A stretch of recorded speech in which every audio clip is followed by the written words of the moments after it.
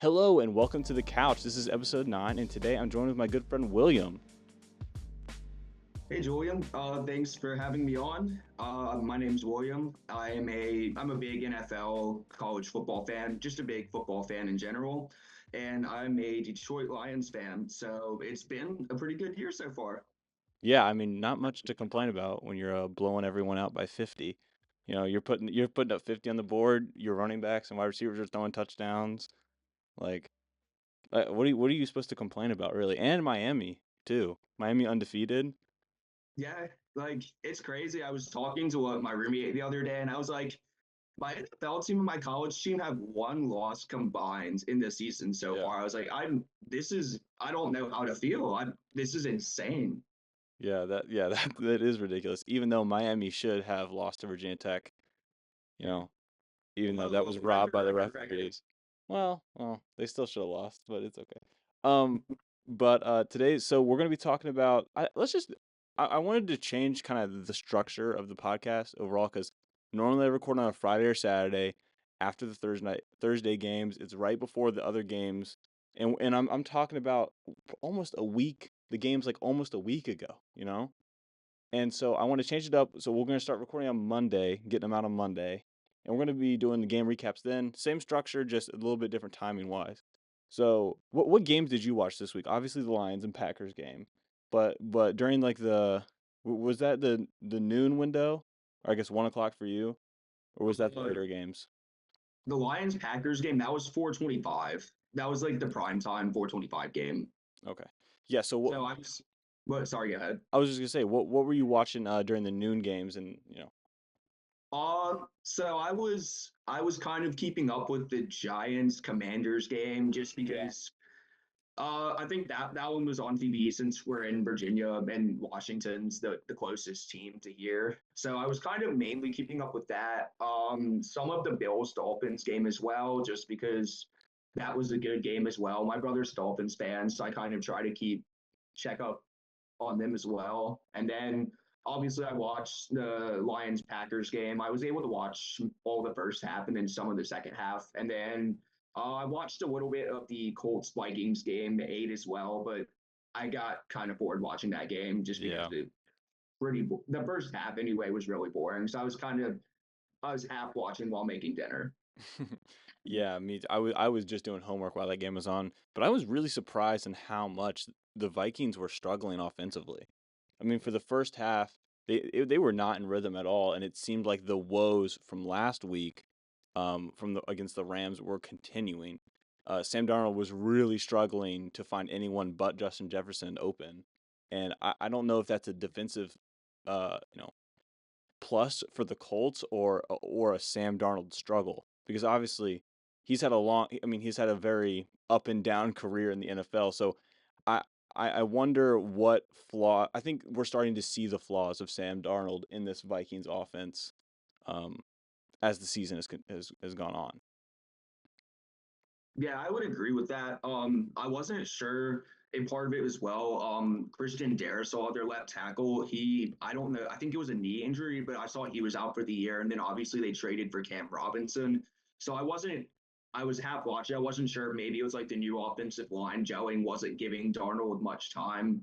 But I agree that it might just be Darnold's coming down a little bit off of his previous high. Like he was looking really good those first 2 weeks, but I don't know. Maybe we're just kind of seeing like a back to standard Sam Darnold. Like he's not a bad quarterback at all, especially when you have like Addison, Jefferson, TJ Hawkinson back. But like I think we might just, especially last week against the Rams, he was throwing some interceptions as well. I think we might just be seeing Darnold kind of go back to what he is, which is a decent quarterback, but no one who's gonna like be like Mahomes or anything like that. Yeah, and I think you see this phenomenon a lot when the backup QBs come in. It's like the Fitz magic thing where it's like you have this guy who hasn't played in a little bit or he hasn't played recently, and they come in and they look good for their first couple games, and then it slowly starts to fall off. And I think that maybe we're seeing an extended effect of that because I don't think Sam Darnold is backup worthy. I think that he is a really good talent and he's a pretty solid QB. But again, he's not a Patrick Mahomes. So, and I think you saw that with Geno, right? He comes to Seattle, has a great year in Seattle, and then starts to struggle a lot more the next year. And so I think that's it's just kind of that effect. Christian Darrisaw being out is definitely a reason that he's been struggling as well, with that knee injury.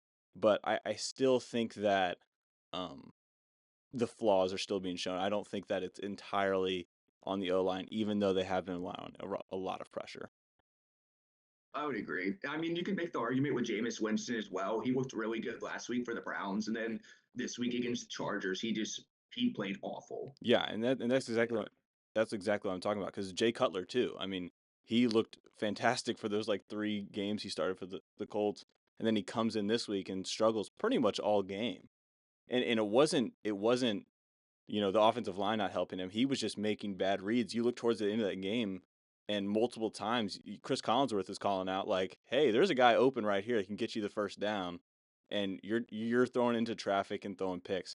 And so I think it's partly that effect, but I, I don't think that it will necessarily put much of a hindrance to the Vikings because their defense is so solid, and I think that their offense can be so explosive, especially when, like you said, T.J. Hawkinson, Justin Jefferson, Jordan Addison, and you have a solid quarterback in there and Sam Darnold. So you're going to be explosive enough to win games. So I don't think it's too big of a worry. No, I'd agree. And as a Lions fan, they still scare me. Like Oh yeah, they're still a good team that can beat us if they play. I mean, they almost beat us the first time we played them. As a Lions fan, they still scare me. yeah, and they're one of those teams that you don't want to play first round in the playoffs. You know, No, yeah. So there's gonna be a lot of teams fighting for that bye to get away from them. And honestly, I I was very surprised that they struggled, but put it towards the end, I think they got it together. Yeah, for real. yeah, it looked like Darnold picked it up. I mean, if you have a receiver as good as Justin Jefferson, like you're gonna do well. Yeah. And I think another key to that game was Jordan Addison started getting involved. He had the touchdown, obviously. He had one of the touchdowns. And I think that was one thing that they had been struggling to do the past couple of weeks. Um, was not he was not getting very involved. I know that in that game against the Packers where they were up like 35-0 or something, a couple weeks ago, he was heavily involved, was getting the ball, had a touchdown, and then from then on, he really didn't get the ball much. And I don't know if that's a he's not open kind of thing or, you know, but even that, like, he needs to be schemed open. He is a guy that is so dangerous, especially when opposite Justin Jefferson. He needs to be more involved in the offense, and I think that was the key to that game last night. I agree. Like Justin Jefferson's a dominant wide receiver, best, probably arguably the best receiver in the league.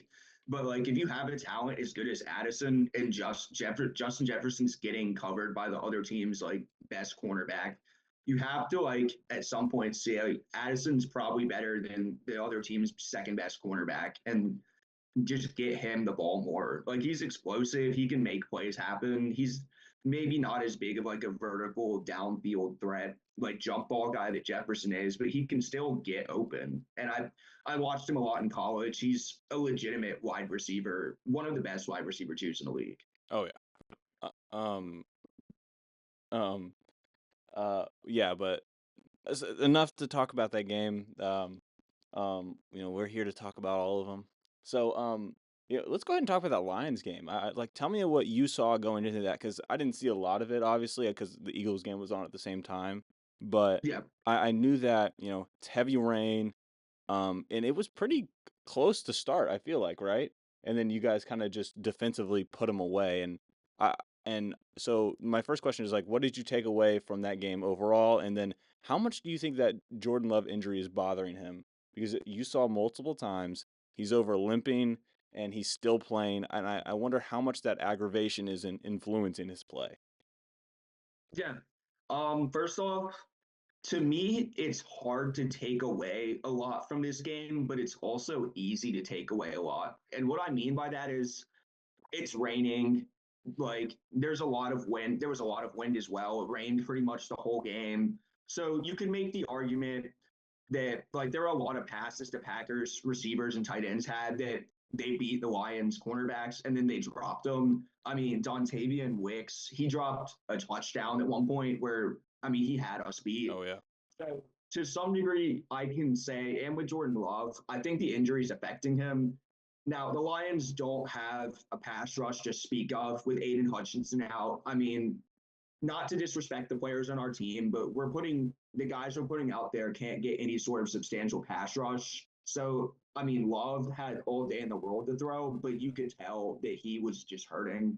He wasn't moving particularly well. But there were a lot of plays where Love, if he was fully healthy, I believe he could have easily have avoided the sack.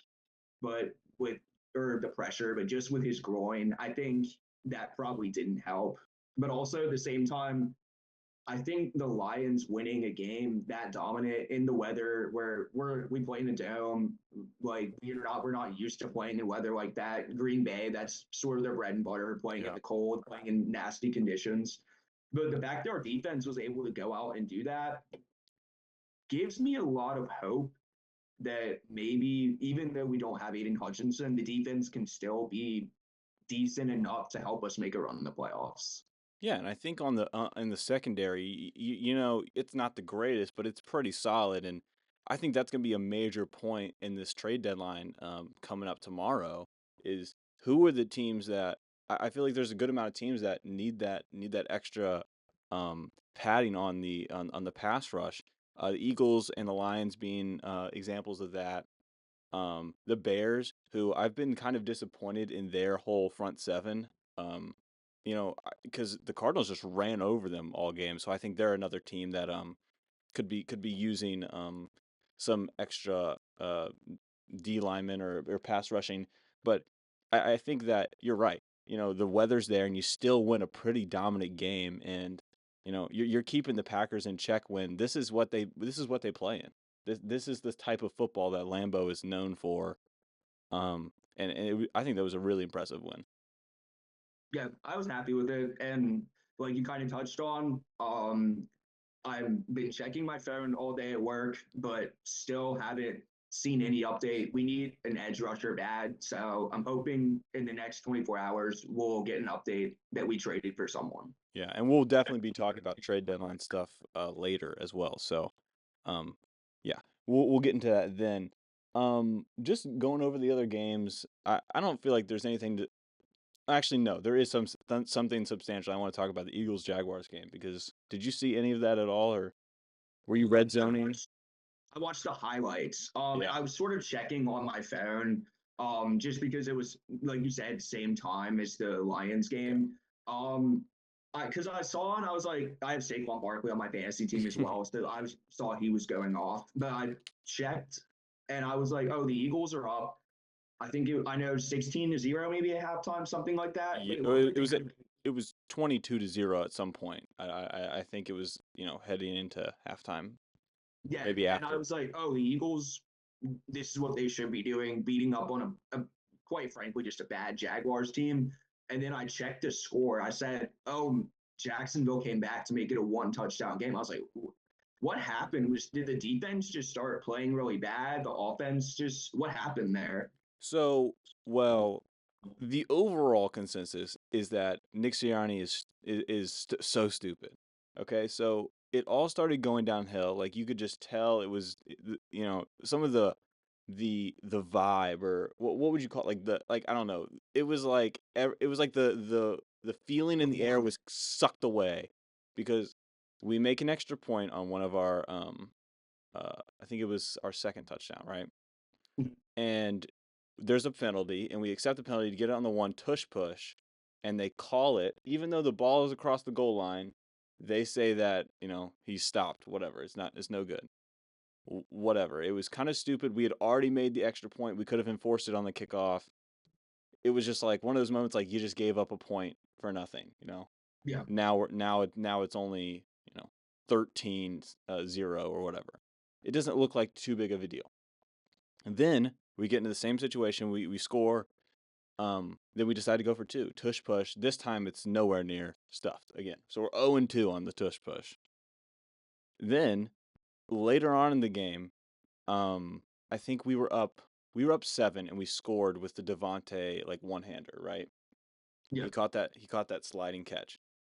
And we could either go for one and be up 13 or go for two and be up 14. And this is the situation that you should go up to, right?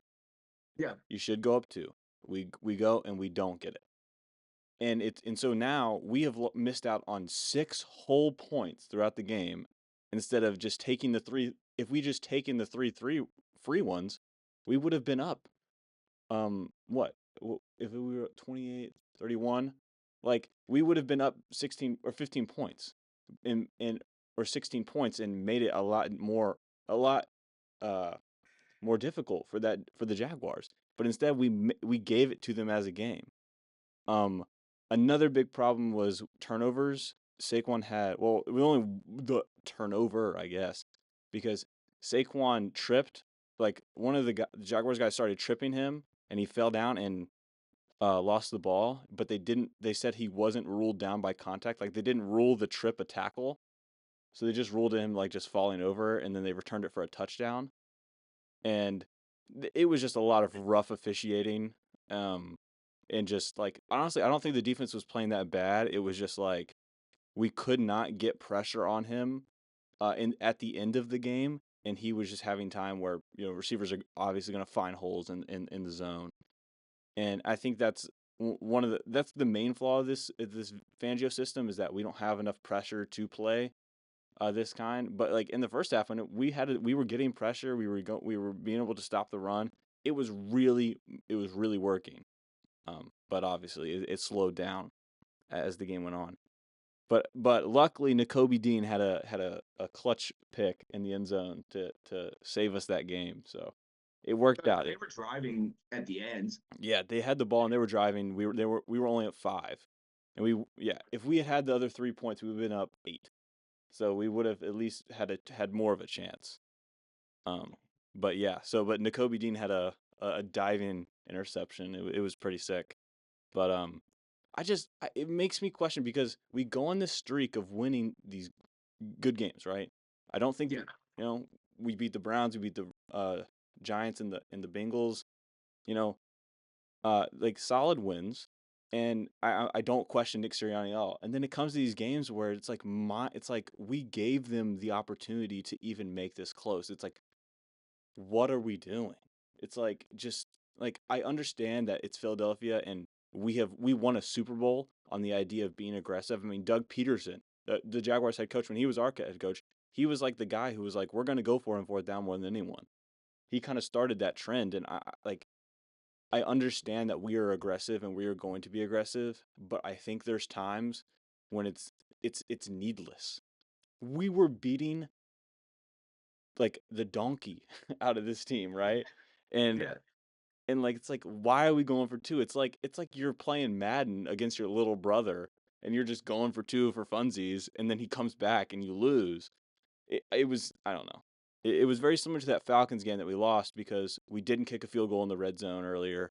We didn't um we didn't you know we didn't run the ball at the end of the game. We were aggressive and threw it and it was dropped. So it's like the needless aggressiveness that it really gets me because that was another thing in this game. We were in the red zone not red zone. We were in field goal range like 20. We were like 25, 30 somewhere around there, and we didn't kick a field goal. We went for it and didn't get it, and it was like it was just so needless. It was like why are we doing this against the team when it wasn't perfect weather and a team that it's kind of a trap game, and it almost was.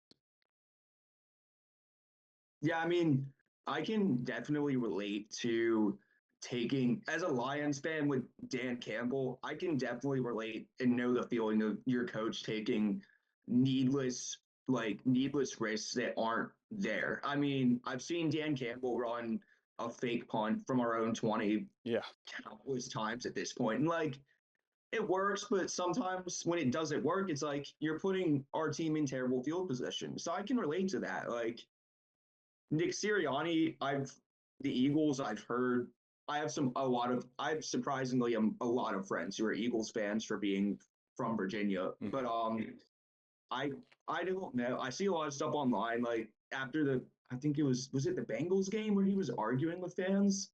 That was in the Browns game, I believe, where like we barely won and he was yelling at the fans. Yeah. I I mean, your coach. I get that. Like when you hear like fans saying stuff, you want to respond, but like your coach can't be doing that. So I kind of maybe he lets like his emotions get a little the best of him. He's like, oh, we're gonna go for this. Like I can relate to your coach being too aggressive and taking risks that just aren't necessary. Yeah, and I honestly, I'm one of the people who's like, I don't necessarily see the point in firing him right now because like Yeah. we either should have done it in the offseason.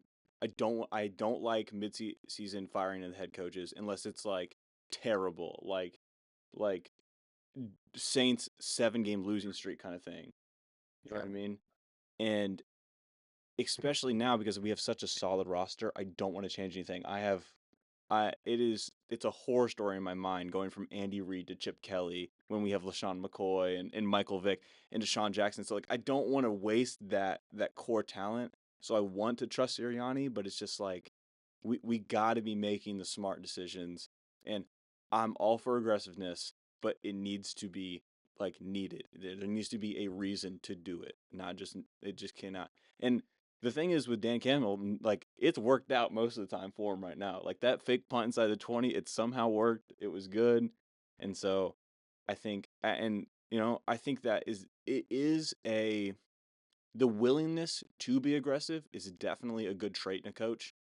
I think that's one of the things that people love about Dan Campbell. But it it just needs to be justified. And I think that's the thing they struggle with. He wants to build an identity and be this identity, but it's just not always like worth it. Yeah, I agree with that 100%. Like, I mean, you look at the NFC Championship last year, we were over aggressive, and that's why we lost. Yeah. And and see the thing is I see some of that. I understand some of that in the NFC Championship game, but obviously. Um so okay. All right, so let's talk about one more game real quick and then we'll go on break for a few minutes and then come back and finish talking. Is that good? Yeah, that's perfect for me. All right. So, like, let's just go through all the scores real quick. Um, Houston obviously having a very surprising loss to the Jets, and I think that the Jets finally have it clicking. But do you think it's too late? Because I'm unsure if they can make a push for the playoffs in a division where you have the Bills, and then you have the other divisions where you have the Bengals and the Ravens and the Steelers who are going to take up those wild card spots. So do you think the Jets could potentially make a little push? Uh, I mean, I will say one thing: you can never count Aaron Rodgers out. I think the potential was there. I think they're what 2-6, Yeah, 2-6, or no, I think they're 3-6 because three and six. yeah, with the I think the potential's there. They have like the Patriots coming up, the Dolphins, some not so great teams. So I think the potential's there. You can't count out Rodgers, but it might be too big of a hole to dig at this point. yeah, and that's kind of how I feel about it too. So then the question becomes like, what do you do at the trade deadline? Are you planning for next year with Rodgers, or are you going all in on this year? So that's gonna be interesting to see coming up for sure. Um, then we got Dallas, Atlanta. No real surprises there. Obviously Dak's going to be out for a long time now with that hamstring injury. So now it's like, what are you doing? You just paid this guy a ton of money, and now he's going to be out for pretty much for a pretty good chunk of time, and you're already sitting at a not great record. So potential playoff. I mean, you're gonna miss the playoffs most likely. It's looking rough for the Cowboys. Yeah, I mean, I think Dallas is just I don't know what's wrong with them. And then I mean with Dak, yeah, they have no shot with the Commanders and the Eagles at top division. Yeah, I think Dallas is just I think they're fried for this year. Yeah, and we play them next week, or we play them this week, I guess. So it's gonna be Cooper Rush is gonna have is gonna have a pretty tough game. I think it's in Dallas, so at least they'll have that. But yeah. Um. Then we got Baltimore, Denver. No surprise there. I figured the Ravens were gonna blow that one out. Miami versus Buffalo. That would honestly, I said it because Miami has a pretty solid defense, and it's the run defense that is lacking. And I was really surprised on how close this game was because, Tua actually came out there and played pretty decent. Yeah, I mean, I'm a bit higher on Tua than most people are, in my opinion. I like Tua. He's not a bad quarterback when he's not injured. But like in college, he had that one hip injury that I believe is sort of just limited him in the NFL, just because it was, I think it was Marcus Allen, maybe running back to the who had that same hip injury. Long story short, ended his career. So, but I agree. I thought I wasn't too surprised it was close. You have Tyreek Hill, Jalen Waddle, two like explosive receivers. If you have talent like that, you're gonna find a way to make a game close. Yeah, and I don't agree with that, but it's removing Tua, even with that talent, it was like the spark was gone, and so I was questioning Tua's ability, even last week, seeing him play against the Cardinals. Um, I was still questioning, how solid that offense is going to be, but excuse me, it seems like it's still going to be pretty good. Um, yeah.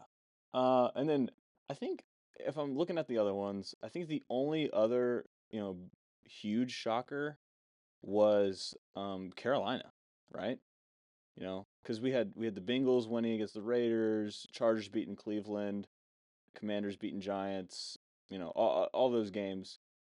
I think the only other one was the Carolina win. I thought that was honestly a pretty impressive win for Bryce Young because I definitely did not have them winning that game, and you know week one they get absolutely demolished by the Saints and Derek Carr, and this week I think Derek Carr played, right? Yeah, he did. He Yeah, did. and for a defense who struggled all year against everything, like for them to go back out against the same people who just destroyed them and actually put up a fight and then win. I was very impressed with Bryce Young.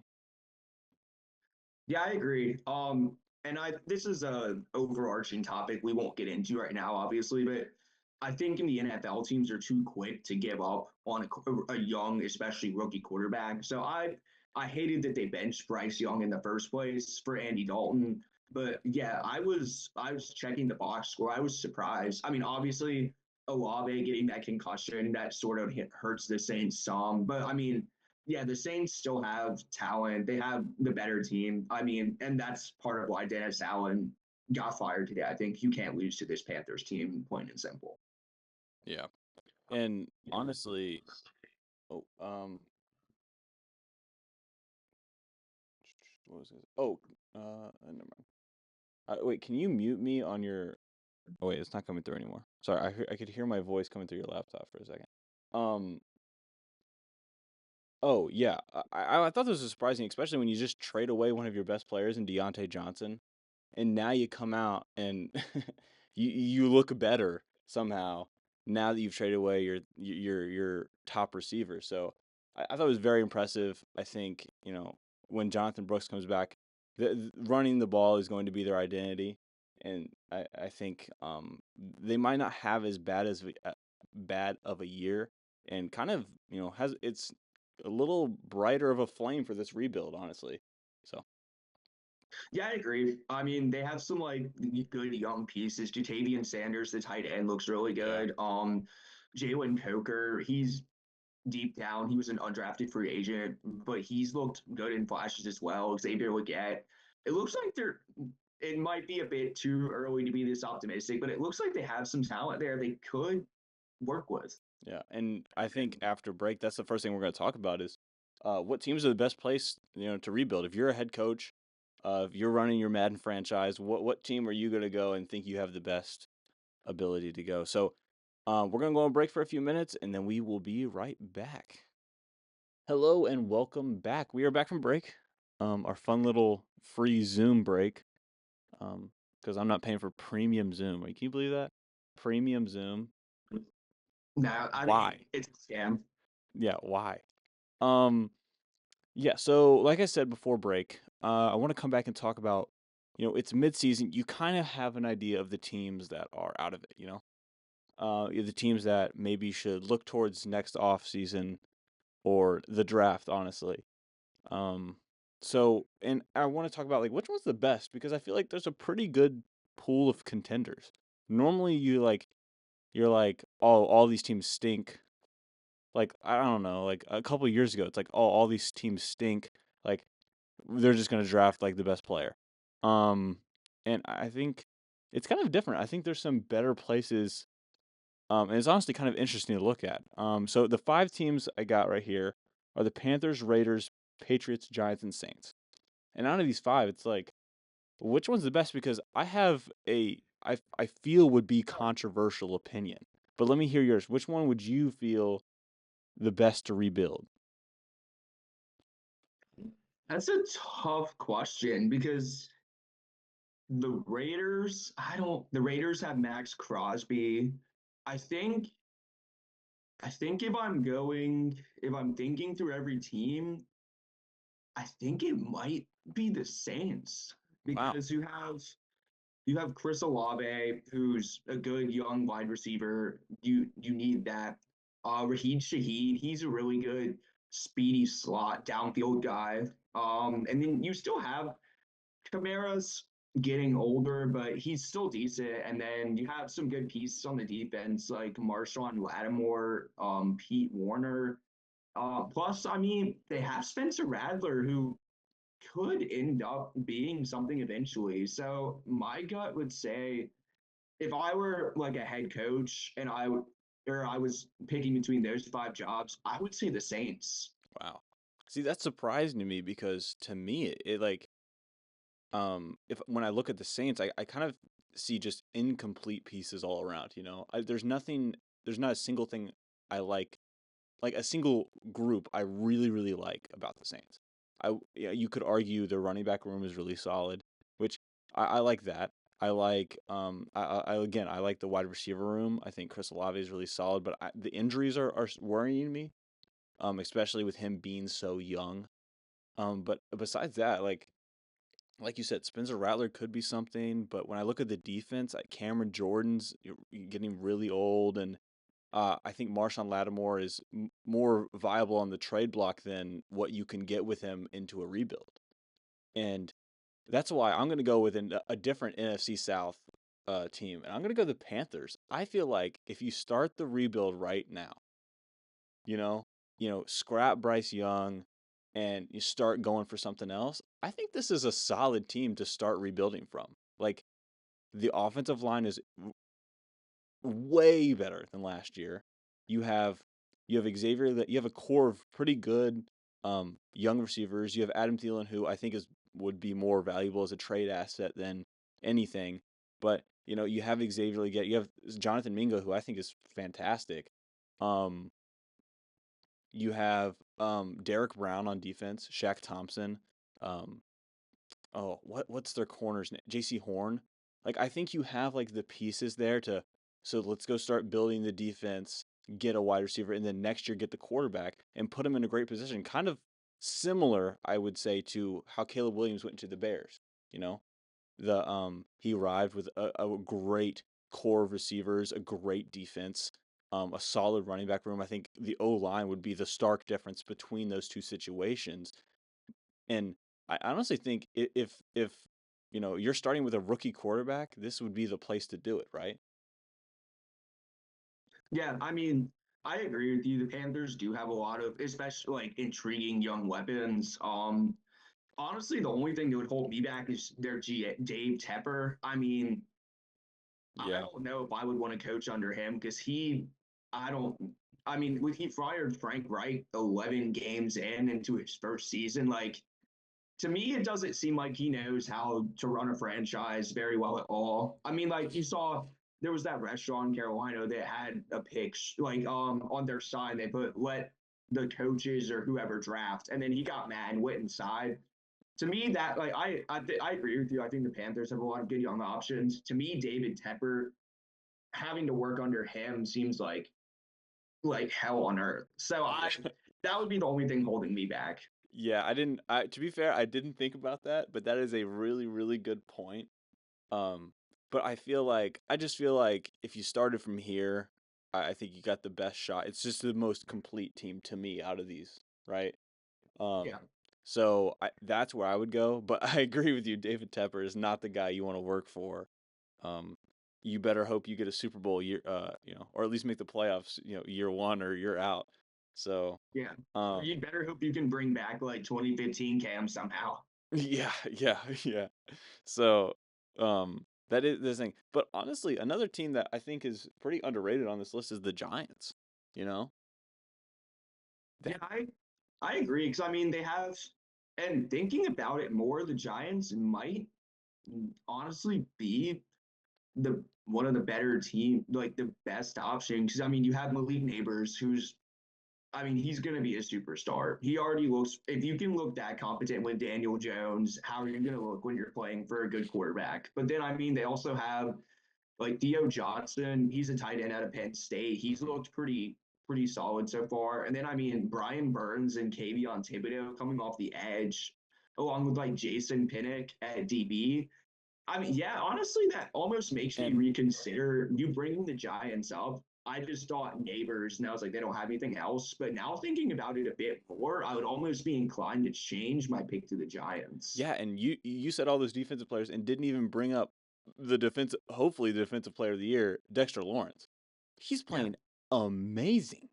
And like, so you mentioned all those names and didn't even mention the best one. So it's like there is so much talent on that defense, and um, like I just think that that's another pretty solid place. I think you have Evan Neal who's hurt right now, but he's a really good left tackle. So I think that you beef up this O line and you have a wide receiver one, you have a solid defense, you have the O line. I think you got to fill in that running back spot. I don't hate Devin Singletary; he's pretty solid. And Tyron Tracy looks to be pretty solid too. So I think that's another one of those places where you get the right culture, you get the right coaches. That team has a really high ceiling. If you take Daniel Jones out of the equation, obviously. Um, but yeah, so I think those are my two. I don't think the Saints are the worst on here, and I gotta say this also might be controversial, but I think that the Raiders might be the worst destination here, right? I agree with you 100%. To be honest, all they have is I mean, Brock Bowers and Max Crosby are both very good pieces, but it just doesn't seem like they have much else going for them outside of those two. Yeah, and like the quarterback situation is a mess. You're constantly starting one guy and or one guy and then one guy, and I think they have like this unique identity to them with how much they run 12 and 13 personnel, but they just don't have the quarterback to like make it pay off on the play action. And and I think like if they got somebody who's mobile, like who could use like extend plays with their legs, like that could be really dangerous offense. But I just like there's so much to fill in there. Like you don't have the wide receiver one anymore, because Devontae's gone. I don't really like a lot of the defensive pieces outside of the line. You have uh, oh my gosh, Max Crosby. You have Max Yeah. Crosby, but like who else is really there? They have Christian Wilkins, right?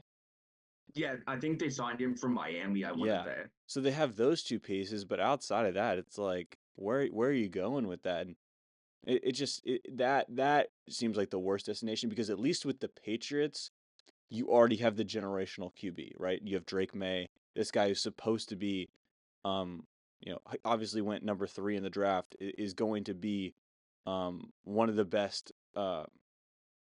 He was one of the best prospects heading into last draft. You already have that, and I think you have really solid corners. Um, you have a solid defense, and I think that everything else is just relying on stacking up that offense. So I think the Patriots have a little bit of an edge when it comes to that against the Raiders. Um, and especially if the situation is you're taking over from their coach, like you're just ripping their coach out of the equation. I don't know if I'm the Raiders, I like if I'm going to the Raiders, I don't know how well that defense is going to play without Antonio Pierce, and he's not going to take like a pay cut. He's not going to take like a downgrade, So I don't I think a lot of the Raiders' success is built on Antonio Pierce, and removing him wouldn't be help. Like I think I would honestly be worse, like going into it. So Yeah. not like this is any real like obviously I would be worse than any of these coaches, but in real life, but You don't know. yeah, yeah, you never know, I for I'll run that four verticals offense. Dude, I mean, like, we did pretty good. We played NCAA football together. If you get one Yeah. of us a head coach, the other an OC, like, we could cook up some good stuff. Okay. Okay. Maybe. So this is a formal invitation. Any teams wanna pay me the big bucks? Um, I barely know what a 3-4 defense is. So like, you're gonna have to teach me a little bit, but it'll be okay. We were good. We were an offensive team. We Yeah, got we're put up offensive. points. Yeah, we're offensive anyway. So, um, um, but okay, no, actually, a funny story that would back up my point that I should never be a head coach of anything beyond Pee Wee football. Yeah. Um, is that for NCAA, I made the University of Evansville. Okay, and Yeah. I recruited such a good class year after year. Never made it to the playoffs. We were like a 90 overall team. It was completely user error, and I got fired. And I kid you not, they won the national championship in my simulation like 4 years in a row after I left. It was purely because of me. Like there's no other excuse. And I was with Texas A&M, I think. And I was doing good there. We made the playoffs. And it was just like and then I had to play Evansville and I got destroyed because they're like they're the one seed in the new play. I was yeah. So That had to be humbling, I'm sure, oh, losing it to your was team. it made me want to stop. It made me want to stop the dynasty. I was like, wow, that was ridiculous. But, Hey, it shows you can build a team, though. yeah. So put me at the GM. Maybe that's what I need to say. Don't take over the head coach, take over the GM spot. Yeah, I like that. Yeah, Yeah. I think Okay. that seems like your spot. Maybe more like talent evaluation, acquisition. Mhm. Yeah, well, yeah. Um but so yeah, after that, let's go ahead and move on to the trade deadline. If you want to talk about that. I have a couple things here, just some people that I saw were on the trade deadline and some things to think about. One thing we talked about earlier was teams who need the pass rusher. Calais Campbell, Travis Gibson, Chase Young are some of the names that I saw floating around rumors. Um, and I think that, for me being an Eagles fan, I would love to get Calais Campbell. I think that one of him next to Jalen Carter, with Jordan Davis rotating in and out, that sounds like perfection to me. I think one of the things we've done better against the run, but I think one of the things we struggle with is getting pressure. And I don't know how. I mean, he has 2 sacks this year, Calais Campbell, and he had 6.5 last year. So I think that he could still help a lot in generating pressure, and it would just make it a lot harder to double team, one of them inside. So that's the main trade target I would want is him, and I think that's a spot Miami might be in after losing back-to-back games. But even like Chase Young and Travis Gibson, like I think though, like Chase Young would obviously be a really solid piece. I saw that Jadeveon Clowney was in some rumors. I don't think he's been playing super well this year, but obviously he has it in him from when you saw it at Baltimore. So I mean, what are some people that you could see the Lions trading for, or even just other players that could be moved around the league? Yeah, I think like you, Chase Young, that surprises me. But when I then they fired Dennis Allen, that makes sense more in context that he could be moved. Um, I mean, with Detroit, quite honestly, with just how depleted our offensive line or defensive line is, sorry, because it's not just Aiden Hutchinson. I mean, we Yeah, signed Marcus Davenport to be a good sort of like not a rotational player, but he's not like a star, but he's a good like depth guy to have. And he's out as well for the season. I mean, our defensive line injury report looks like a CVS receipt. It just keeps going and going. But I obviously Max Crosby's like dream world Madden scenario. We get him. He's from Detroit, I think, but I don't think no Brad Holmes isn't gonna want to like give up that much for draft capital to get him. yeah. Everything I'm seeing says to Darius Smith from the Browns. Oh, He's 32 years old. He's a bit older, but he's still a good. he would help us generate a pass rush a lot from that edge position because our defensive tackles with Aleem McNeil, he's pretty solid. So I mean, I everything I'm seeing on Twitter says, which obviously Twitter or X, whatever you want to call Yeah. it, not a good news source per se, but it's all Lions insiders. Hmm. Everything I'm hearing says we're getting Zadarius Smith. It's just I get more nervous the closer and closer we get to the trade deadline ending that we're not going to do anything. But to me, Zadarius Smith is the top most like reasonable acquisition I think we'll get. Yeah, and I think that that whole Browns defense might get moved. I think there was some hope, coming off of that Ravens win that like okay maybe there is something here, but I think that was kind of extinguished a lot by that Chargers loss, especially with Jameis throwing like 3 picks, and it would just Jameis is fun to watch. I love Jameis, but he's not the answer. He's better. He's a better answer than Deshaun Watson, but he is not. I don't think he's the answer going forward. So I think even Myles Garrett could be moved. I think that while it would be shocking, I don't see it as a non possibility. But Zadarius Smith, I mean, like you said, he's 32 years old, but it fits your timeline, right? It's win now. You guys have like every All Star. It looks like you know what I mean? Like you have every all pro player, it seems. Jared Goff has more touchdowns than incompletions. And it's like he's playing like an MVP candidate. And so I think it's like, let's go out, get him now. I'm okay giving up a little bit in your next couple drafts because you got a really solid team. So I mean, not even solid, like literally probably the best roster hands down team is probably the Lions. So I think going out and getting that it would be huge. Um, but another guy who was floating around trade rumors, and I just don't think he's going to move, is Garrett Wilson. I think you saw against the Texans that that offense can support him and Devontae, and I just don't see the Jets making that trade. I think they're going to try and make the playoffs and win something this year. I think that was evident by that Devontae trade where they traded for him, and the pick is like a conditional if they make the AFC Championship. Like they're really betting on themselves. So yeah. But what other wide receivers do you think could be moved? I've heard Thielen. I've heard what was his name? Slayton. I've heard Slayton could get moved, which isn't Okay, Darius crazy. Slayton. Yeah, it isn't a crazy move, but still like he's solid. Would help a receiver needy team. So who are some receivers that you think could be on the trade deadline this week? I mean, I think first and foremost, I agree with you on Garrett Wilson.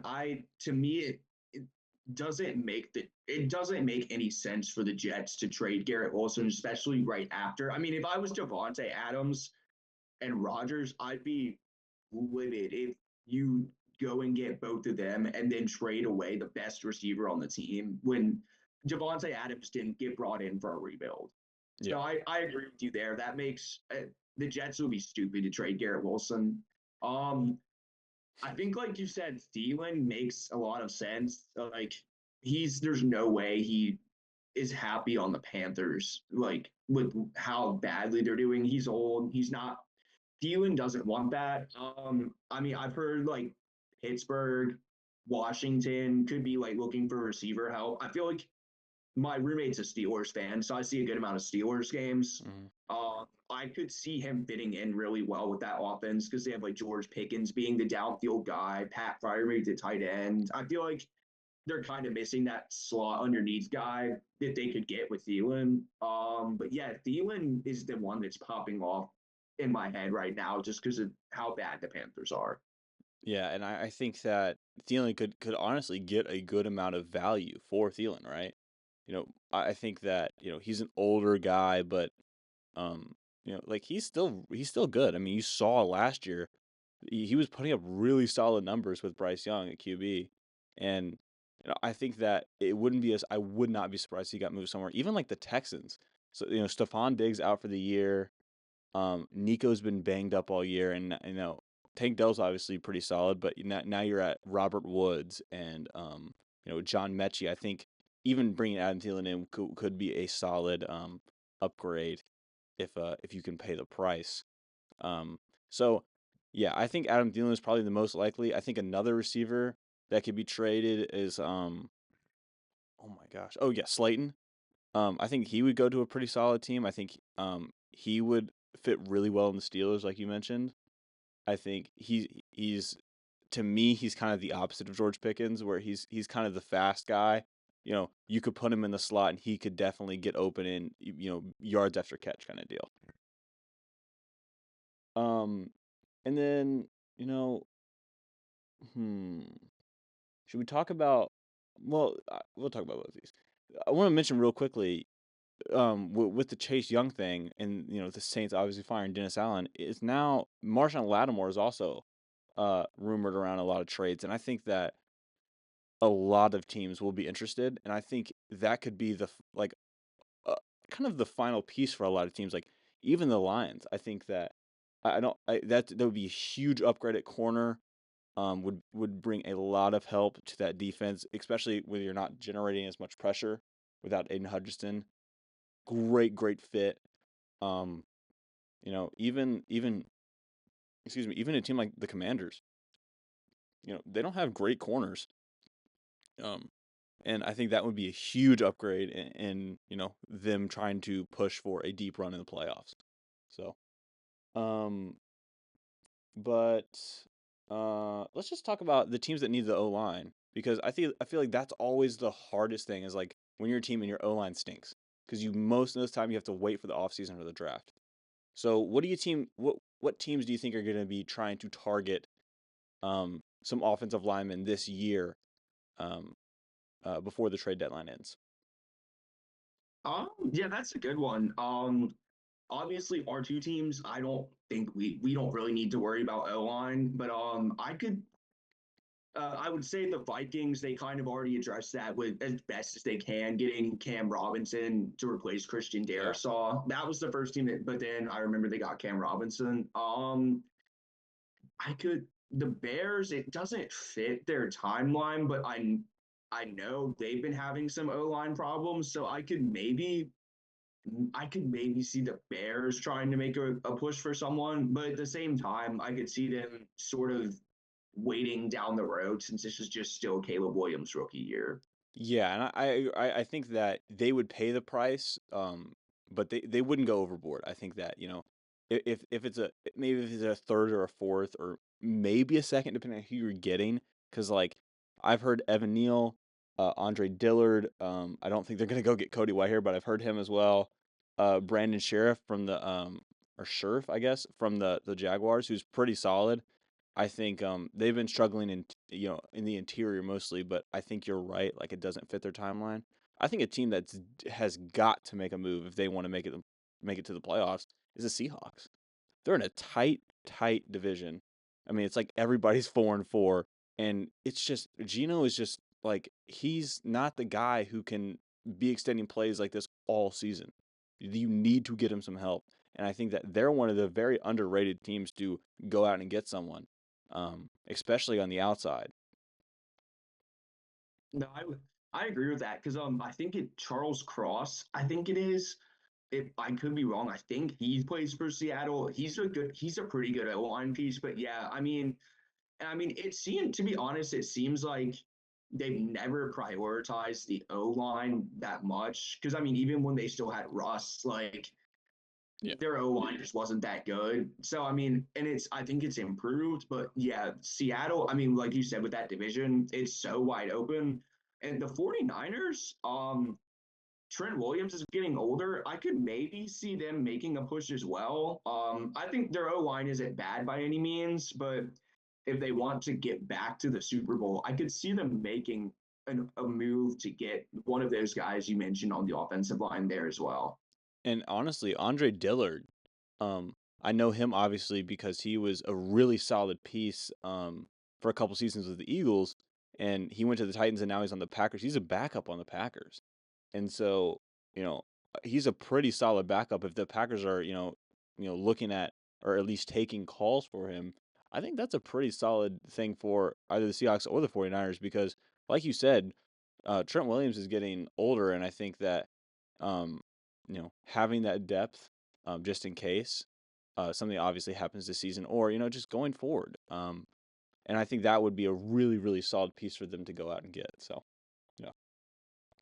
Um, but that's pretty much. I think that's all for this week, and I'm excited to get into these predictions Yeah, because no, same. yeah, I'm thinking this will be another good week of football as yeah. well, just to be able to watch. Especially a Thursday night game. This is like one of the best Thursday night game matchups we've had in a long time. It feels like.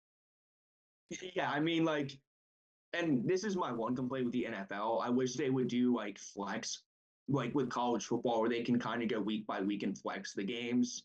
Because I mean, but yeah, no, this week Cincinnati and Baltimore. That's the one time I'm like, oh, I wish I had Amazon Prime where I could watch Thursday night football. Yeah. Well, it seems like every year whenever they make the primetime schedule for Thursday night football, they always pick all these teams. And you're like, oh wow, there's so many good games, and then eventually like half the teams they put on there end up being terrible.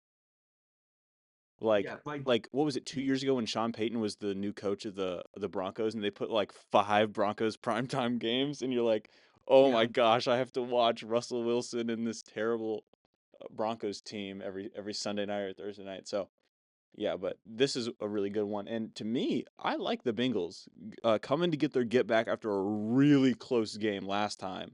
And their offense has looked spectacular um, all year. Joe Burrow's been playing amazing. It's just the record doesn't show it because their defense isn't there.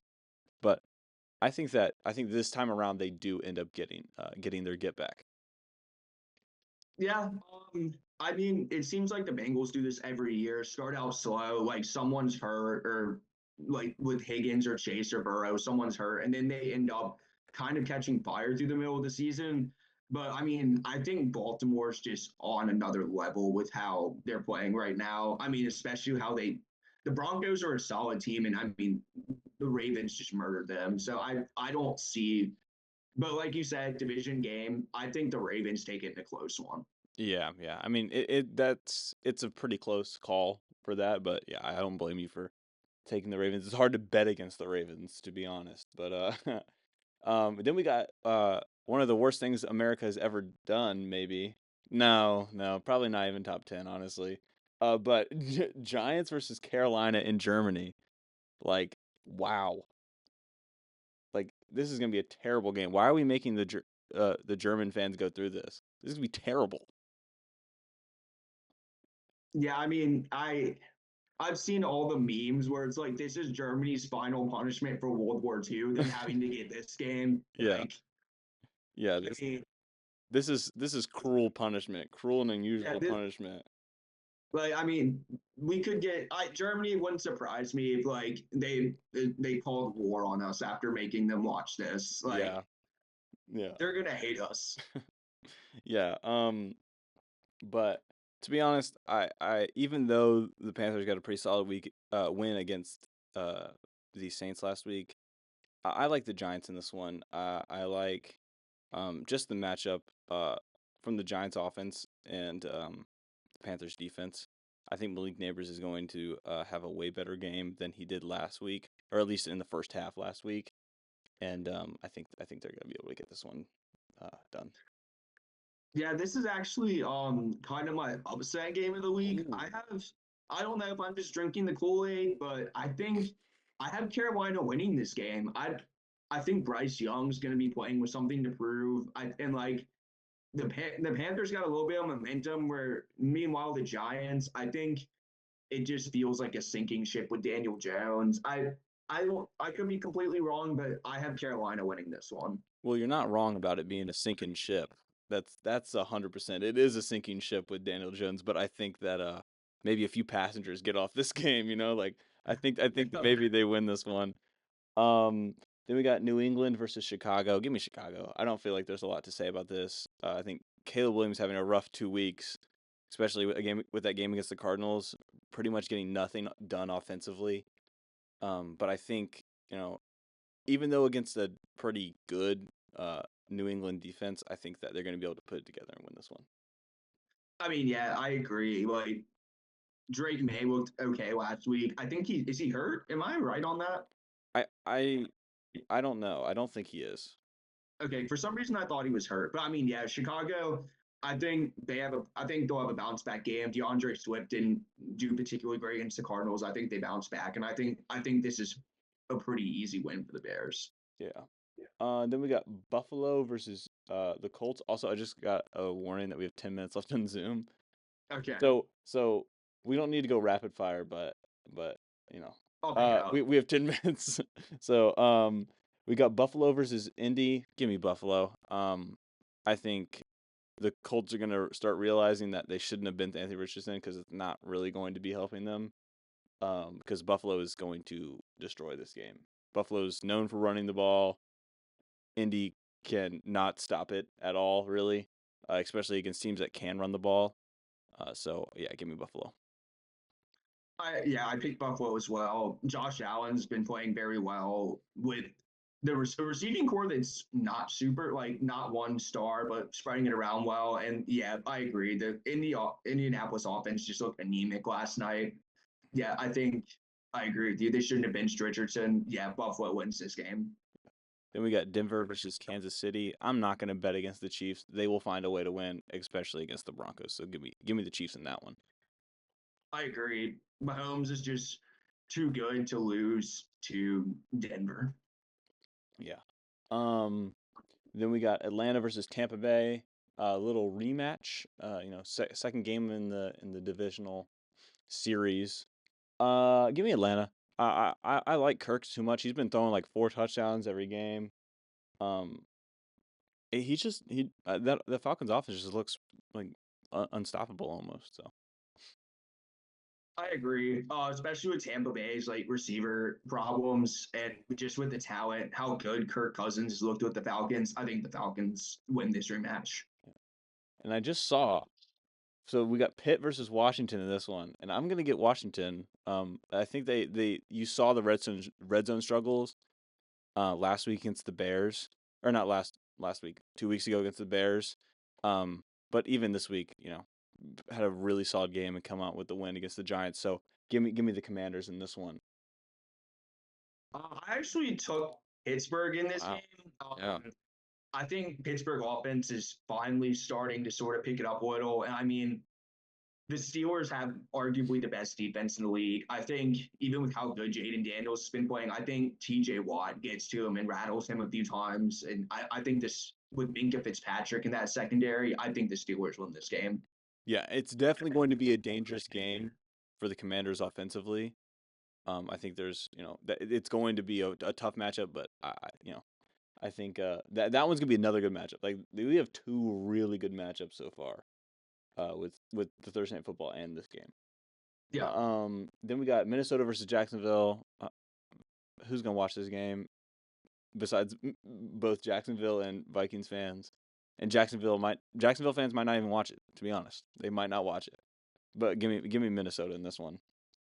I agree. I mean, this is just like this is a game that it's not as bad as Giants Panthers, but I mean, yeah, Jacksonville fans won't want to watch this. Minnesota should roll in this game pretty easily.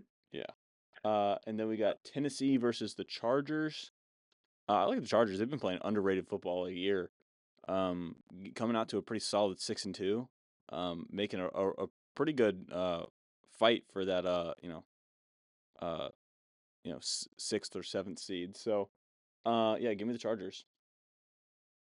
I think the Chargers as well. I mean, they've been a quiet under the radar team this year, but Harbaugh has them playing the type of football he wants, which is good running game, and Justin Herbert like makes the right throws.